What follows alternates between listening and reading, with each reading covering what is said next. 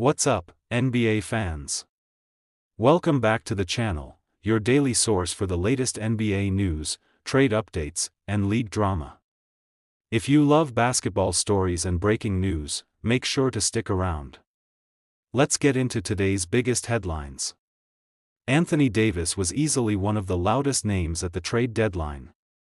He was traded to the Washington Wizards, a team that currently holds a 14-36 record, one of the worst not just this season, but over the last 5 years.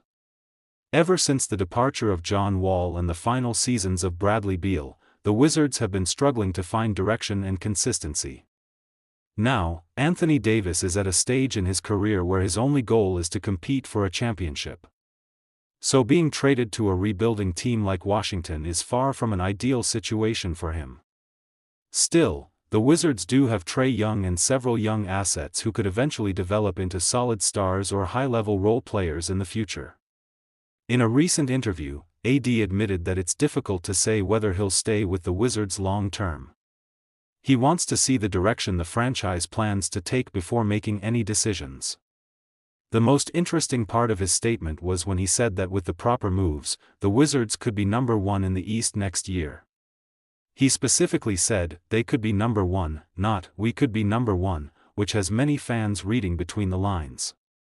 Davis is also eligible for a contract extension this coming off-season. Before signing any long-term deal, he wants to evaluate the team's future and whether they are truly building a championship contender. He made it clear that he's not interested in simply being on a playoff-caliber team, his focus is on winning a championship. For now, he's still recovering from injury and is expected to return next season, likely resting for the remainder of this year. So the big question is, will Anthony Davis stay in Washington long-term, or is this just a temporary stop in his career? Now let's move to Ja Morant. When the trade deadline passed, he remained with the Memphis Grizzlies despite rumors that the team was exploring trade options. According to ESPN's Brian Windhorst, Morant currently holds negative trade value around the league. In simple terms, that means if Memphis wants to trade him, they may have to attach draft picks just to move his contract. Ja is earning about $39 million this season, $42 million next season, and $45 million in the final year of his deal. Many front offices are hesitant because of his past suspensions, off-court issues, injuries, reported tension with coaches, and the decline in his efficiency. Statistically, he's averaging around 19 points and 8 assists per game this season, solid numbers, but not quite at the level expected from a player being paid like a franchise superstar.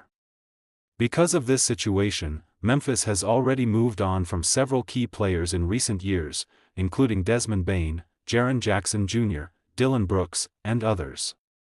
Yet Ja Morant remains with the team. At one point, the NBA tried to market him as the next face of the league, but off-court controversies and inconsistency have hurt his value and reputation.